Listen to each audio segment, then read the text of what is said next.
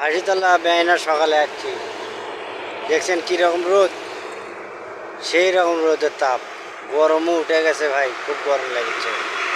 কী অবস্থা, হ্যাঁ কোন দেখেন, নাই ভরা বাতি, নাই ভরা বাতি, ভরা টরা মনে হয় উঠে গেছে।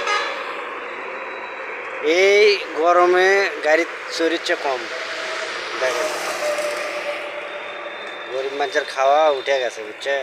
দেখেন ভরা টরা নাই, আরও মানুষ বসে আছে, বুঝছো?